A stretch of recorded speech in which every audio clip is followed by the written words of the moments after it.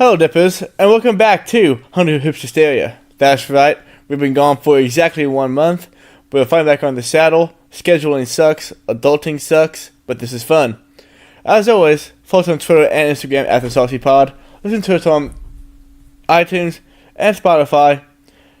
On this week's show, we're going to talk about Western Conference, can anything beat the Warriors, break down the top of the Eastern Conference, talk about NCAA Tournament, Fletcher on the fly, and we're going to scout John Morant. I already alluded to it, but with me as always is my co-host, Fletcher Hoig. You know, during the offseason, I told you and Drake, I said I think LeBron's going to go to the Clippers, and you guys laughed at me. You said that the Clippers, you know, they weren't a LeBron kind of team. You said that the better option would be the Lakers. The Lakers were a LeBron kind of team. Who's sitting here right? 45 wins, clinched a playoff spot last night. You aren't right. He went to the Lakers. I'm saying I was right in saying he should have gone there. Okay, yeah.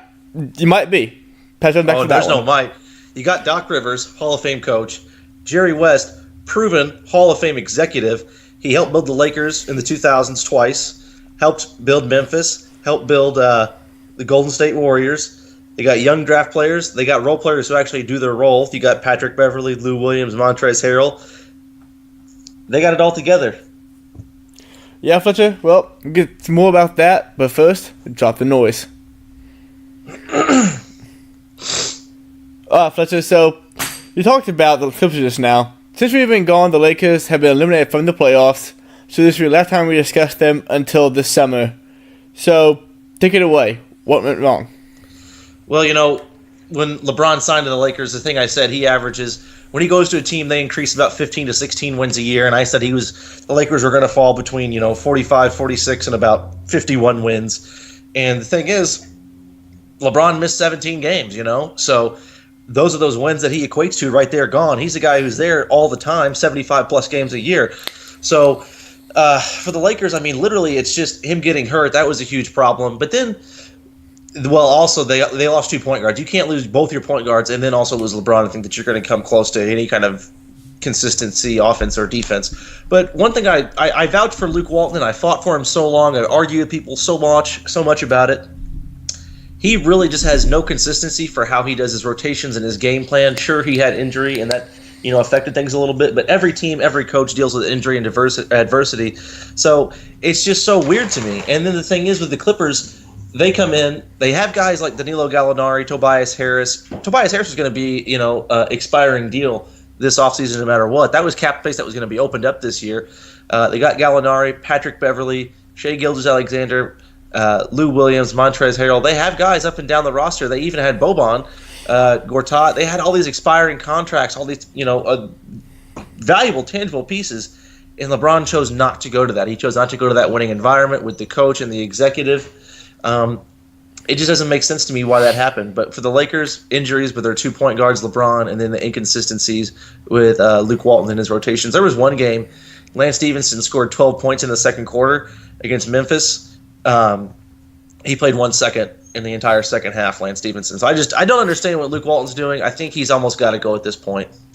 So, you talk about how Luke Walton's to blame, LeBron's to blame, GM office is to blame. Do you give any props to Dell Demps for just totally ruining this locker room? Well, I mean, to say it wouldn't surprise me to say that Dell Demps intentionally, leaked everything he could and then, made a bunch of fake offers or ideas to Magic Johnson and Rob Pelinka that there was even going to be a trade possible. He could do that out of spite, but that's the thing, that's why he got fired. That's why David Stern said he was an awful GM. If you're a bad business guy, you're going to do things out of spite just to get back at people instead of taking the best deal or the best offer there is. In no way is Danny Ainge going to allow you to get the best of him in a trade. He's not going to give you Jaylen Brown, Jason Tatum, yeah, and multiple picks. Like, you're just not going to get bona fide young players coming up and then multiple picks out of Danny Ainge for one guy. It's not going to happen. So I don't think Dale Demps intentionally destroyed this team, but I think he tried to hurt him for sure. The way it affected the team chemistry, though, I don't think he intentionally wanted to do that, is what I'm trying to say. But he had an effect on that team by leaking all the trade information, leaking all those pieces just for one player. So we'll stay on the Lakers and Dell Demps, kind of. So let's say the Lakers don't trade for Anthony Davis this summer, And let's say they don't get, Kawhi Leonard, Jimmy Butler, Klay Thompson, Boogie Cousins. What do they do? Well, I personally think that Kyrie Irving's going to sign to L.A. after. I think he's had a taste of being a leader, doesn't like it. He and LeBron have talked personally. We've seen them interact on the court now that the Lakers and Celtics have played each other twice. We've seen them two interact with each other. I think there's a reunion coming, and then as soon as that happens, you're looking at more expendable pieces with Lonzo Ball, Brandon Ingram, the lottery pick they're about to have. They could go out and trade for a guy like Brad Beal. Bring him on too. He's a great LeBron guy, or he would be. A guy who shoots close to 40% from three, 20 a game, and even then, you could give Ingram and Ball and a pick or whatever to get Brad Beal, and then there's still other guys you can go out and sign. You can get DeAndre Jordan at center. You can get DeMarcus Cousins at center. There are a number of Tobias Harris. Even there are a number of guys you could look at and signing this offseason to add to that team, but it's a tough situation. They keep releasing stuff about, Doc Rivers, we want to hire Doc Rivers as our coach. And he's like, no, actually, I'm just going to sign an extension with the Clippers. And now they're like, well, you know what, though? That Jason Kidd, he might come coach here. And then before the Doc Rivers and Jason Kidd thing surfaced, it was Ty Lue. And so the Lakers, they realize they're in a shitty spot, and they realize that things don't look good from the outside. So I think that they're advertising these coaches like, we might, bring Red Auerbach from the dead. I think they're just doing this kind of stuff to make their team seem more enticable and that players would want to come there. Did you see who the coach was today? They were going to try and go grab. They already had a very nice job. Who? Rick Carlisle. Yeah, I don't think Rick Carlisle's been in Dallas a very long time. I think Rick Carlisle's been in Dallas ever since he left the Pacers. So Rick Carlisle's going to be in Dallas for a very long time. It makes sense though. I mean, just got Luka Doncic, just got Kristaps. Go get another good pick this year. Time to get the hell out. Yeah, you're going to get your pick more than likely. You got a bunch of young guys there. It's time to leave. Right on the wall, man. Right on the wall. Right. But now we go on to some shit that matters. Western Conference, Warriors, Nuggets, Trailblazers, Rockets. Those are your top 4 seeds. It's no surprise that the Warriors sit on top of that. But last year, they were almost landed by the Rockets in a playoff series. Everybody talking about how the Rockets can still beat them this year. So start with the Rockets. Any chance the Rockets can't beat the Warriors in the playoffs? Again, really what you're hoping for is if you're any team that's playing the Rockets or playing the Warriors is that you're hoping for an injury. In years past, the Warriors' depth has been so amazing with Livingston, Iguodala, Kevon Looney, Bogut. It doesn't matter who you bring up. David West in some years. You bring guys off that bench and they really just contribute. Even Jordan Bell, the past couple of years too as a rookie and what he's doing this year. But the thing is, Golden State this year, they are last in the league in bench scoring in the NBA. So they don't have that depth. Things were a little tough when Kevin Durant was out there for a while. They still mustered up a way to beat the Rockets, I think, most recently.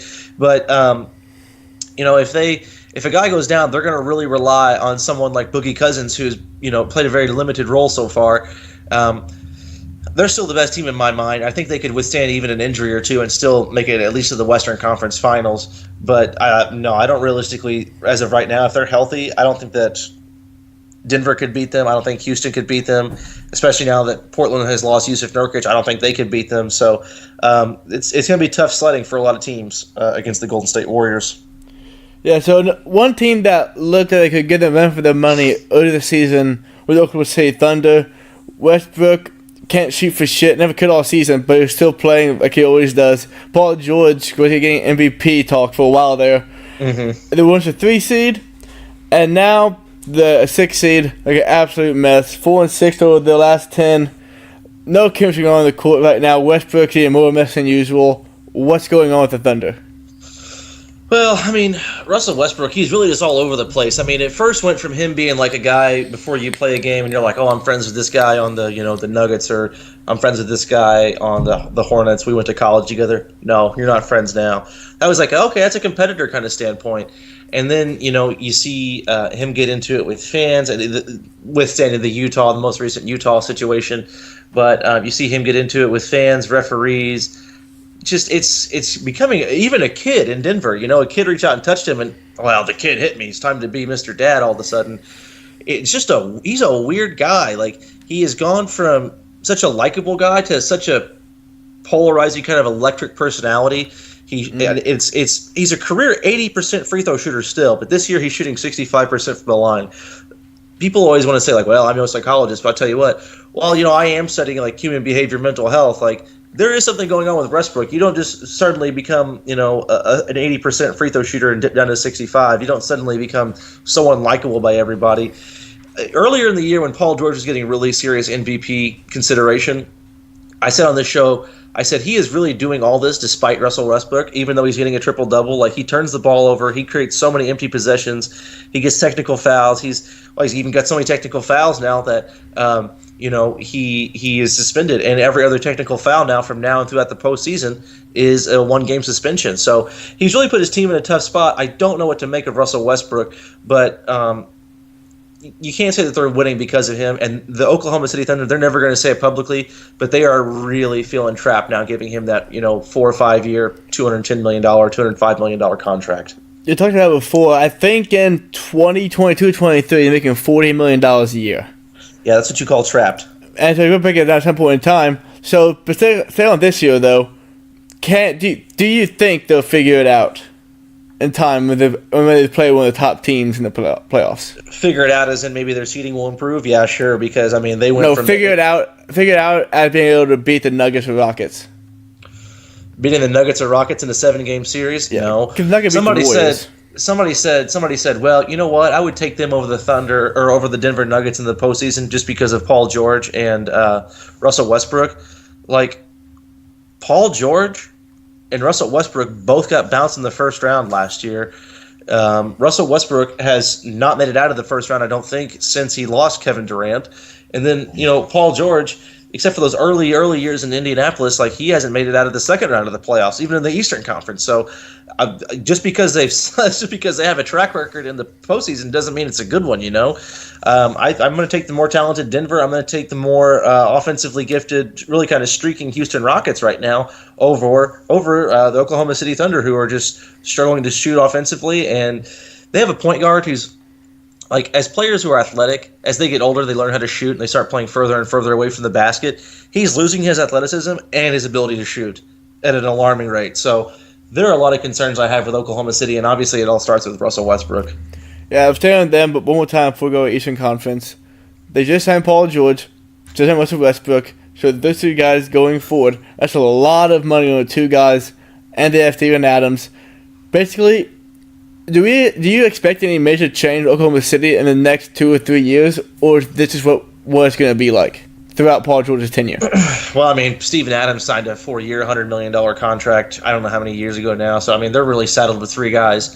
They're going to try like hell to make moves. They got Melo off there last year in the offseason and brought in Schroeder. That was going to be nice because that was going to allow Schroeder to play more at point. He's a more efficient player. Put Westbrook at the 2, where he didn't have the ball in his hands as much. But they're going to try to make moves. They're getting more and more limited in what they're able to do. They just gave Nerlens Noel a 2-year deal in the offseason. Like, if you're not signing guys to 1-year deals or 1+1 year deals with team options, you're going to be even more trapped. Yeah, really sucks for the Thunder. We get finished at one point. Now it's looking bad for them. It's in conference now. The playoffs are more fun to watch the NBA Finals. The Bucks, Raptors, 76ers, Pacers, and Celtics. Top 5 teams. You can make a case for all those teams in a way that they can find a way to win the Eastern Conference. Right now, the Bucks have a 4-game lead over the Raptors for the top seed, though. So, Fletcher, how do you think it's going to shake out in the end as far as playoffs go? I think it will go Bucks, Raptors, 76ers, Pacers, and then Celtics. I think the Pacers, their last 16, 17, 18 games were tough. And so they've got a few gimmies now going forward against I think they play the Hawks twice here towards the end, and they play some other teams in the Eastern Conference who are not, not world beaters. They're not the Denver Nuggets or, going to play an Oracle or anything like that. So the Bucks, they played the New Orleans Pelicans a while back, and the security guard at the Smoothie King Center told Alvin Gentry, he said, that Bucks team, they're really big. He was like, that's like the Monstars you're about to play against tonight. And Alvin Gentry was like, oh, thanks a lot. That's that's really encouraging. But and unfortunately the Bucks have had 2 or 3 injuries occur now, so that kind of sucks. They lost Brogdon, I think Mirotic, and now most recently Dante DiVincenzo. I think they're going to get Brogdon and Mirotic back by the playoffs, if not later in the first round. So the Bucks, I think they're definitely the best team in the East. length, shooting, athleticism. They got all of it. Raptors, they have depth. They've got a good coach. They've added pieces throughout the season. 76ers, if they had this team from the very beginning in a full training camp, they might be fighting for that 1 seed right now. Who knows? Because Tobias Harris has been huge, and it looks like even Boban is starting to shoot the corner three now. And the Pacers, I'm going to have them above the Celtics. People might think that, the Celtics are more talented than the Pacers, and that may be true, but the Celtics or the Pacers are going to have a few gimmies here, and they're going to be playing at home a little bit more now instead of on that long Western Conference road trip where they're playing a lot of good teams. And Kyrie recently made some statements about, it doesn't matter. He says 4 or 5 seed, it doesn't matter where we land. I'm going to rest a few games going into the postseason as it is. So, yeah. The Celtics have been inconsistent anyway. Hearing that remarks doesn't make me feel like they're all really bought in, and that's even more reason for me to think that Kyrie's going to leave. So I got the Pacers getting the 4 seed again. But I think the Celtics still, though, oddly enough, could win the Eastern Conference before the Pacers. They just don't have the star power the Pacers do. They lost Oladipo. They brought in Wesley Matthews, who's a fine player, but they've been relying on a lot of tough defense and kind of momentum that they were already building and had with Oladipo still healthy. So I think 4 out of those 5 teams are legitimate Eastern Conference title contenders, but the Pacers I still think will finish above the Celtics just due to momentum of the regular season. So fast forward, I don't know, probably 2 months or so to whenever the Eastern Conference Finals are, because the NBA playoffs take just 4 freaking ever. Mm-hmm. So I guess it would be Bucks, Celtics, Raptors, 76ers, to where you feel. So Raptors and 76ers, that's going to be a really, really good series. Are you taking the Raptors in that series, or do you think that the stars from the 76ers, if it came down to it, could get past them and the Bucks even get to the NBA Finals? Well, once you get into these series and these matchups, coaches really gear in on matchups and schemes and stuff, kind of like they do in the NFL. They had those weekly matchups, and they just literally practice 6 times more than they play, so they just really zero in on those matchups that they're looking at.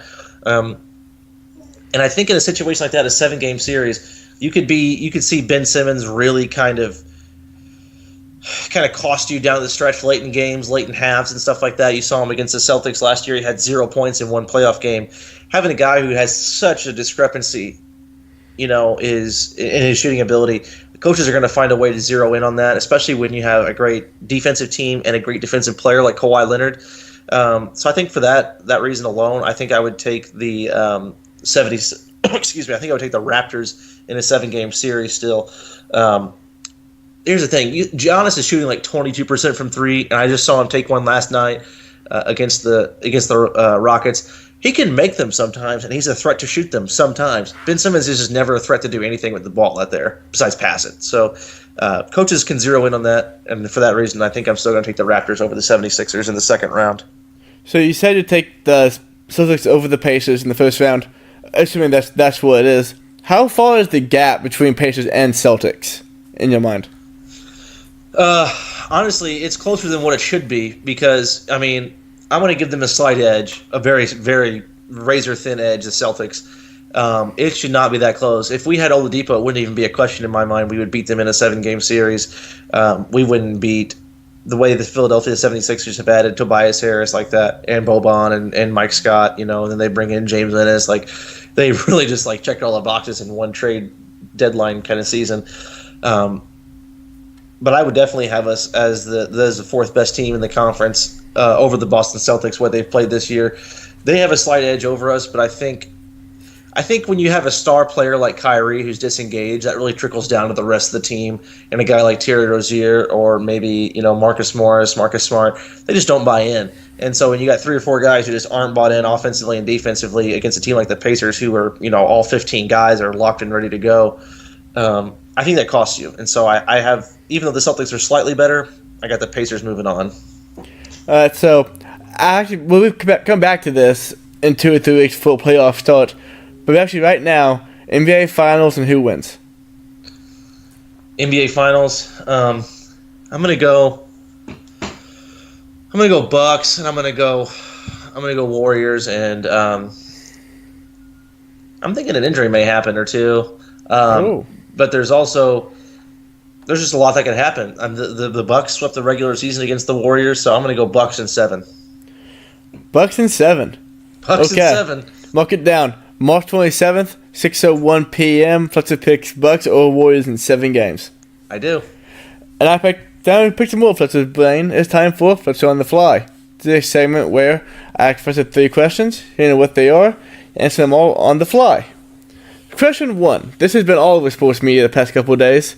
Paul Pierce came out and said that Zion Williamson is a top 50 player in the world right now.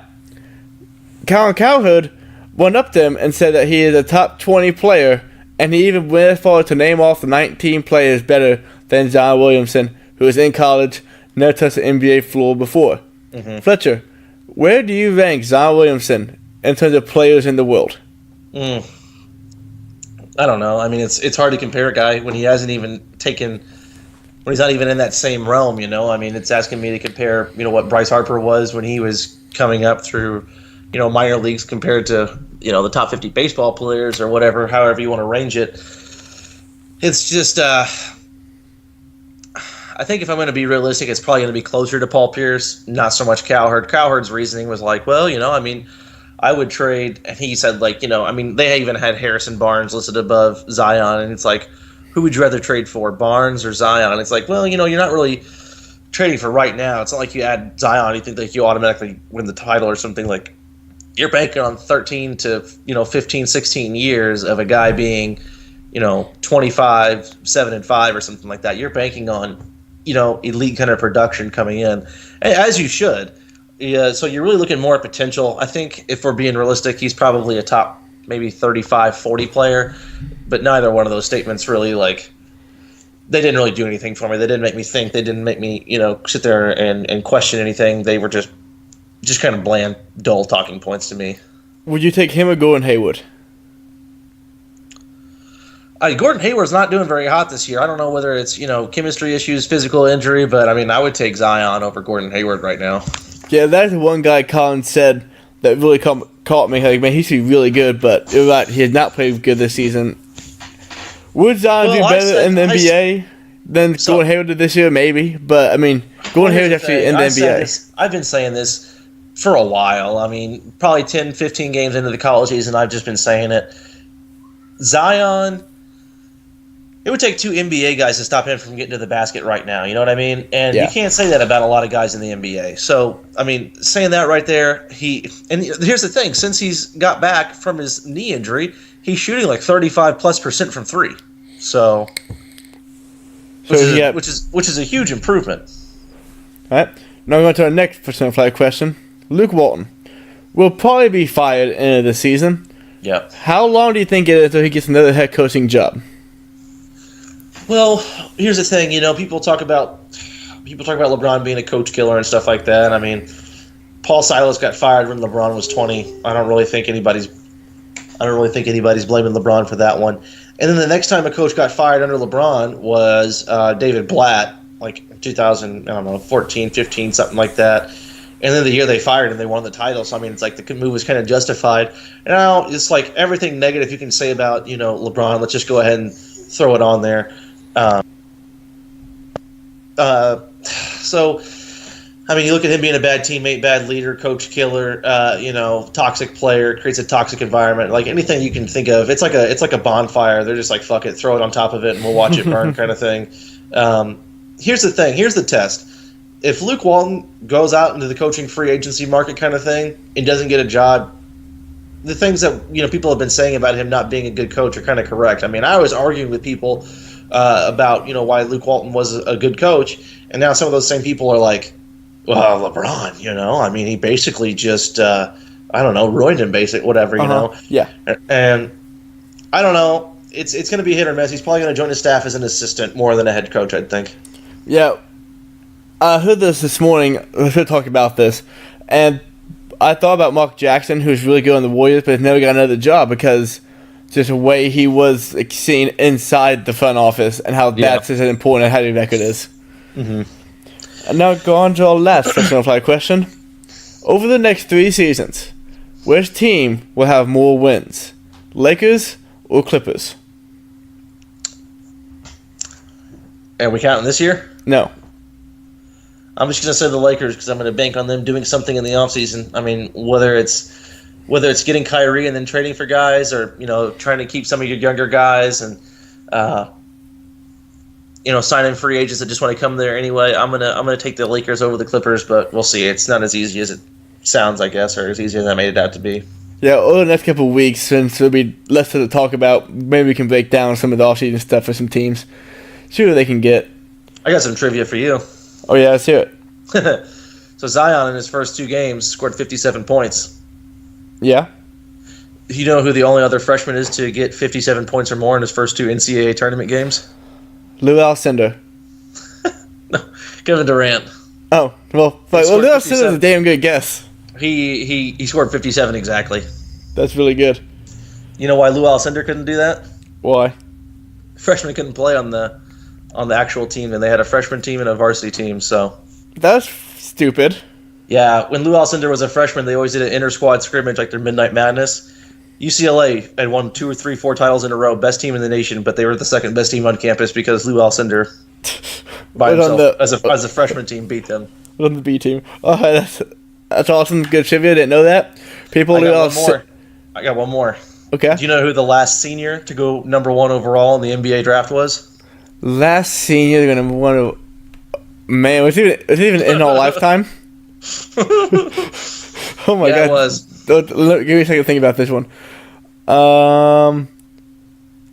Last senior and 1 overall in the NBA I really draft. doubt you're going to get this. I don't think anybody would guess this. I have no idea. Kenyon Martin. Kenyon Martin. Yeah. He was pretty good for a while. I mean, obviously you don't think of him as a number 1 pick, but he was, so. He has some sweet tats. Yeah, that's going a long way back. What year was that? Man, I don't even know, to be honest with you. I got to say really early 2000s. All right. Probably like 01, 02, maybe something like that. Maybe 2000. I don't know. That's some good trivia. And people out there, if you don't know, Lou Alcindor is Kareem Abdul-Jabbar. Yeah. So, now we go on to the NCAA tournament. Last time we talked, Zion Wilson just got injured, and now he's leading Duke to the Sweet 16. Duke was a huge favorite going to the tournament at 2.5 to 1 odds favorite to win. They had a very tough game against UCF on Sunday. How do you feel about Duke now going to the Sweet 16? Bet. I don't know what the spread is yet, but I'm saying bet Virginia Tech, just because Virginia Tech 40 to 18 against SLU at half, just destroying them by 20-something points. Duke could have very easily lost that game. There was the non-charge call that happened with Zion. It could have been called for a charge. There was the foul on Taco that could have easily been called a no foul. And then all UCF has to do is literally just grab the rebound on a free throw and they win the game. They had 2 last-second tip-ins that they missed. There was a play before the Zion and 1. They were going on the court. They threw an alley-oop. Guy pulled a 2K move. Ball hit his hands, and he missed it, but he still went to go dunk it anyway. And so you look at a lot of things happen right there in that UCF game where Duke could have lost. So I'm saying in the spread, I think I'm going to bet Virginia Tech just based on what's happened. But, man, I'm telling you what, Zion doing what he's doing since he's got back, you still think that you would take R.J. Barrett over Zion? No, I'm taking Zion Williamson, but I can still see. I'm just making sure. I can still see Barrett having a better career in 10 years, but I'm taking Zion number 1. Well, I mean, yeah, if Zion, gets his left leg amputated, I could see R.J. Barrett having a better career too. But that's what it's going to take. Yeah, they lost their center, which sucks. I fill out a bracket at work, and I actually have Duke beating Tennessee in the championship game. So just watching Zion come back, destroy the A10 ACC tournament. He averaged like 27, 10, shot 75% from the field, 2 steals a game. Like, the dude just dominates a game like I haven't ever seen dominated in college before, pretty much, except for maybe like Greg Oden or something like that. So I think right now I got to take Duke to win the tournament, barring something crazy happening. I think Greg Oden dropped there. People forget. People just don't know how dominant he was when he was healthy and playing in college. I mean, he got drafted over Durant for a reason. So yeah, he literally led. He had Mike Conley on his team, which Mike Conley as a freshman or whatever was not that great. So, but it was pretty much Greg Oden destroying everybody by himself, and it was kind of cool to watch. But that's kind of how I feel watching Zion. Like, he just carries a whole team. So you already talked about how you picked Duke. You picked Duke to win it all. What are your thoughts of the tournament overall so far? Because there haven't really been any, giant upsets. You want to call Oregon getting to the Sweet 16 the Cinderella, I'll let you, I guess, but that's not a Cinderella team. That's not a mid-major team. There haven't really been that team for the first time ever. Every 1, 2, and 3 seed, not ever, long time 1, 2, and 3 seed had made it to Sweet 16.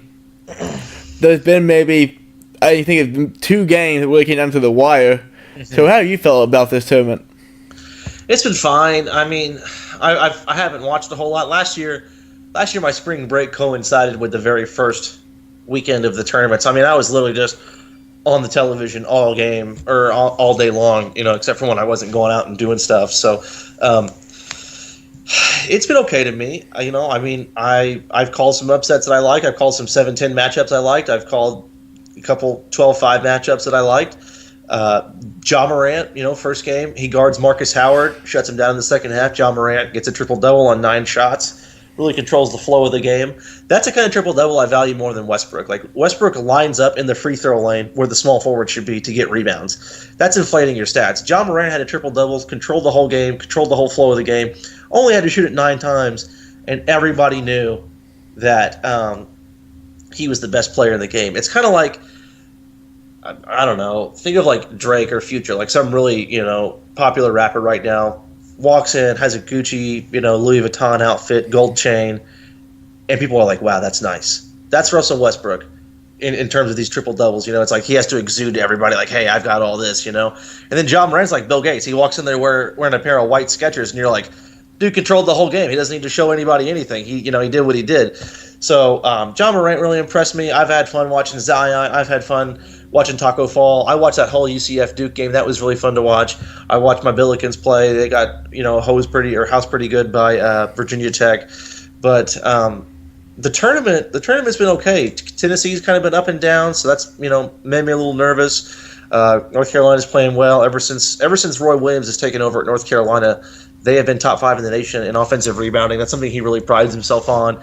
You look at some of the guys who have played there, Bryce Johnson, Sean May, Tyler Hansborough, guys who really just get to the basket, hit the offensive glass, Luke May now. So I've enjoyed this tournament. You're right. You don't have your typical, George Mason, Cinderella kind of team, but I'm okay with that. I'm always a fan of watching the best basketball possible, and if that just means, higher seeds and the typical Power 5 conference tournament or Power 5 conference teams are playing, I'm fine with that too. So, yeah, I do wish there was one Cinderella team in it, but having this many good games this weekend makes it almost worth not being one. Well, I'm fine with. Here's the thing. I'm fine with the Cinderella every now and then. It's like dessert. If you go and eat at a restaurant, they bring you a salad, and then they bring you your food, and then you have your side dish with it.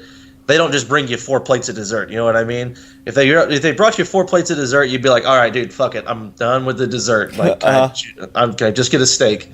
And so it's like if you get a Cinderella every year, you get saturated with it, and you're like, all right, fuck, I don't care about Yale, or I don't care about Pepperdine, whatever. Don't give me that. Give me Duke, give me Kentucky, give me the teams that have the most talent each year. Let me watch them. That's what I like. Yeah, it's always fun. One player that unfortunately got bounced last weekend, that's Ja Morant, and this happened to be he played against Scout this week. Ja Morant, you probably know him, point guard from Murray State, sophomore, 6'3", 175 pounds. He averaged 25 points, 10 assists, 6 rebounds this season for Murray State, and he was the OVC Player of the Year.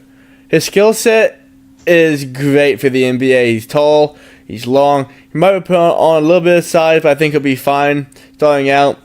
Top, 2 pick in the draft, maybe typical overall in the draft. I think he'll be very good in the NBA, have a very long career. As long as the team he goes to has a functional front office, they can get him players to put around him. Fletcher, how do you feel about Ja Morant? I like Ja Morant a lot. I'm really excited. I'm ready for the NBA Combine, the Draft Combine, so I can figure out everything about him. I've seen he's everywhere from 6'3" to 6'5". He's 175 to 190. Like, I just want to know what he is so I can figure out where to place him in an NBA lineup. If he's 6'4" or 5, I feel comfortable putting him at the 2 sometimes.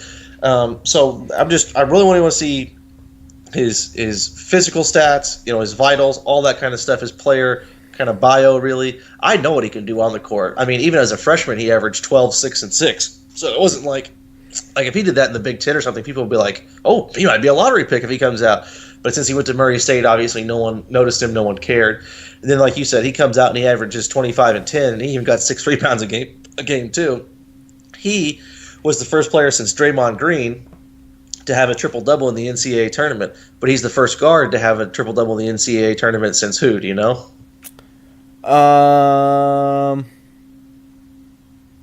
No. Dwayne Wade. Dwayne Wade, okay. Yeah. So, I mean, here's the thing. Like, this isn't just some college player here like, he probably ain't going to be shit in the NBA. You're not looking at Tyler Hansborough. You're looking at a guy who throws down dunks, shoots the ball great, handles it. He does everything on the court. So, a dream scenario for me would be like the Hawks get the number 1 pick, and then Dallas traded a top 5 protected pick to get Luka Doncic from them. So let's say that the Hawks get like 6, and somehow Ja Morant slips down to 6. Like they get Zion and they get Ja Morant, and then Ja Morant's 6'4", tall enough to play the 2. So you put him, Trae Young, Zion, with Taurean Prince, Amari Spellman, and kind of see what the Hawks can become. That would be so cool to me. That's not going to happen, I'm sure. I mean, that's just wishful thinking, but I'm just excited to see where he could go. People, raise their eyes about Phoenix, of course, but it's like, I don't know. Does a young point guard really slide into Phoenix and now they're just like as good as the Warriors? No, I don't think so. I don't know. So you talked about back when we got Zion. You said that regardless of what you needed, you would take him number 1 overall. Do you feel that way about Ja Morant, or would you take RJ Barrett or somebody else even if you didn't need a guard? Outside of Zion, you really just, okay, you want to take the best player available. Like, if you don't have a guard or a wing, you just got to scout R.J. Barrett and Ja Morant and figure out kind of what you need between the two and who's going to give you the most. I don't care who is on my team. I don't care if I'm the Lakers and I have the number 1 pick. I'm drafting Zion Williamson. It's that simple to me. Any other team, Phoenix, they have Oubre, they have Devin Booker, they have Josh Jackson, they have Mikal Bridges. Like, man, they're loaded at guard and forward. Go ahead and take Ja Morant. If you really want to consider and think on it and figure out a way to maybe pull R.J. Barrett and then, I don't know, sign Terry Rozier in the offseason, you can do that, I guess. But there is no clear cut for me as far as, like, it doesn't matter. Take Ja Morant. It doesn't matter. Take R.J. Barrett number 2. All right, so you talked about how Zion's being a Hall of Fame. What's the bust percentage on Ja Morant? 30%, 35%, 40%. I don't know. I mean, okay, so not like crazy Zion, low, but like there's he's got a chance. Like, here's the thing: God gives you a guy like Zion maybe once every 10, 12, 13 years. Like, it went from Shaq, and you didn't see one like this again until LeBron. You know what I mean? Like, you just don't see dudes come around like this. And LeBron was drafted in 2003 or 4. Here we are, 2019, and everybody's like, Zion is it. So, I mean, a guy like Zion who can move like that, if that guy doesn't get hurt, he's like the next guy. You know what I mean? All right, well, I feel like we're rescouting Zion Williamson at this point. But what player comp do you have for Ja? It's interesting because he exhibits more of a throwback kind of game. He's fine walking the ball off the court. He's more of a pass-first point guard compared to like a Damian Lillard or Curry or Kyrie or Russell Westbrook. He's really more of a pass-first kind of guy, which you don't see too often. I think what he's going to come into the NBA and be the first 2 or 3 years is kind of what you hope De'Aaron Fox becomes with that jump shot. His game really mirrors that more of Rondo. Ja Morant's does, but Ja Morant he's 6'4" or whatever he is and can shoot the ball. Those are just 2 things that Rondo will never be or do. So it's hard to really give him a comparison now in today's NBA with current players. So I don't know. It's hard to say. I think if you had De'Aaron Fox who had more of a jump shot, maybe that would be someone you could compare him to. All right. And that's been scouting of Ja Morant. We'll scout one player every week from now till get the NBA draft whenever we have a show. The difference game of the week segment this week has been cut because if you like basketball, there are how many games is that, Fletcher? 12 games of the week, Sweet 16, Elite 8 games. watching basketball this weekend, you know what you're going to watch. So, this has been Volume 30 of Hysteria. We're going to try to get back to you every week. Sometimes scheduling's tough. But from Latham, from Fletcher, as always, Dippers, stay saucy.